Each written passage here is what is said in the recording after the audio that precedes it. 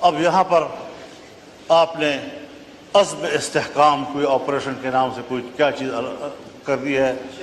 میں نے کہا ہمیں تو 2010 سے مار کھا رہے ہیں انہی آپریشنوں کے ہاتھ سے. دہشت گردی کے خلاف جنگ، دہشت گردی کے خلاف جنگ. کیا دہشت گردی کے خلاف جنگ یہ بین الاقوامی ایجنڈا نہیں ہے؟ اس کے اس پہلو کو ہم کیوں نظر انداز کر رہے ہیں؟ باجوہ صاحب نے مجھے کہا، میرے سامنے بات کی کہ میں نے باڑ لگا دیا ہے. فخر سے کہتا تھا میں نے باڑ لگا دیا ہے. کسی کا باپ بھی نہ افغانستان جا سکتا ہے نہ وہاں سے آ سکتا ہے. کوئی دہشت گرد نہیں آ سکتا. اب موجودہ آرمی چیف فخر سے کہتا ہے میں نے باڑ اکھاڑ کے پہن لیا. اب پتہ نہیں وہ حب الوطنی ہے یا یہ حب الوطنی، وہ مسئلے کا حل تھا یا یہ مسئلے کا حل ہے. 50,000 سے نہیں بلکہ 25-30,000 لوگ یہاں سے افغانستان گئے اور وہاں سے 40-50,000 اس وقت آ چکے ہیں. اور ہمارے ہاں، مجھے معاف کیجئے، بہت درد اور دکھ سے کہہ رہا ہوں، ایسا محسوس ہو رہا ہے کہ جیسے اگلے 2-4 مہینوں کے اندر ہمارے ڈیرہ اسماعیل خان، وزیرستان، دوسرا وزیرستان، لکی مروت، کرک، بنو، ان علاقوں میں امارت اسلامیہ قائم ہو جائے اور پاکستان کی نظر نہیں آ رہی. مغرب ہوتی ہی تمام تھانے بند ہو جاتے ہیں اور ان کو حکم دیا گیا ہے کہ آپ نے گشت میں باہر نہیں جانا. یہ ہے آپ کی ریٹ. جی ٹھیک ہے. کہاں کھڑے ہیں ہم لوگ؟ تو فکر بندی کی بات ہے حضرت. جی یہ آپریشن میں نے پہلی بھی عرض کی ہے، آج بھی کہتا ہوں، یہ عزم استحکام نہیں، یہ چین کو جواب دے رہے ہیں کہ جس عزم استحکام کی بات کی تھی آپ نے، اب ہم وہ استحکام لانا چاہتے ہیں.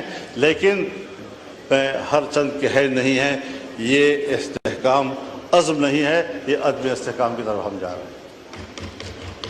ہمیں سوچنا پڑے گا. میں کم از کم تضادات کا شکار نہیں ہوں.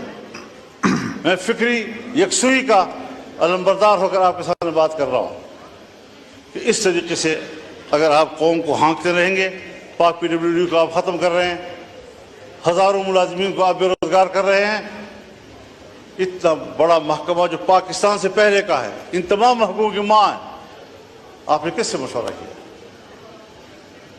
میں تو یہ دعویٰ بھی کرتا ہوں کہ یہ جو عزم استحکام پالیسی آپ لا رہے ہیں، اسٹیبلشمنٹ کا بھی آپس میں مشورہ نہیں ہے. ان کی بھی کچھ لوگ کچھ کہہ رہے ہیں تو دوسرے لوگ کچھ کہہ رہے ہیں. باہر آپ کچھ بیان دے رہے ہیں، پرائم منسٹر ہاؤس کا بیان کچھ آ رہا ہے اس کے بارے میں. یہ چیزیں سیدھی کرنی ہوں گی، اس پر مشاورت کرنی ہوگی، یکسوئی پیدا کرنی ہوگی. بہت ہم پٹ چکے ہیں. ایک زمانہ تھا میرے گھر کے، میرے گاؤں کے قریب سے بھی یہ نہیں گزرے تھے، آج میرے گلی کی دیوار کے ساتھ گزر رہے ہیں اور وہاں کھڑے ہوتے ہیں. ہم کہاں کھڑے ہیں؟ ریاست نے ہمیں کہاں کھڑا کر دیا ہے؟ کیا ہم ایک شہری کی حیثیت سے ریاست پر کوئی حق نہیں رکھتے؟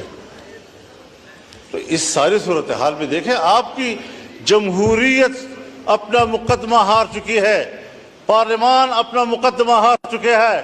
جب آپ الیکشن میں دھاندلیاں کریں گے، اسٹیبلشمنٹ دھاندلیاں کریں گی، جعلی پارلیمنٹ وجود میں آئے گی، تو پھر یہی اثر ہوگا کہ عوام آپ پہ اعتماد نہیں کرے گی. جی شکریہ مولانا صاحب، مہربانی مائک کھولیں. کو بنائیں، جی مشاورت کے عمل کو وسیع کریں.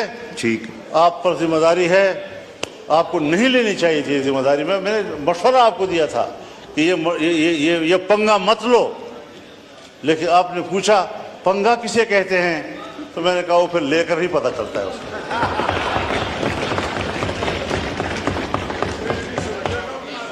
جی شکریہ مولانا صاحب.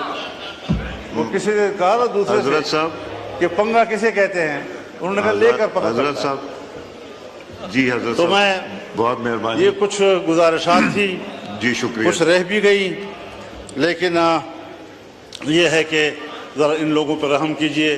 تفتان کی صورتحال بھی یہی بنتی جا رہی ہے.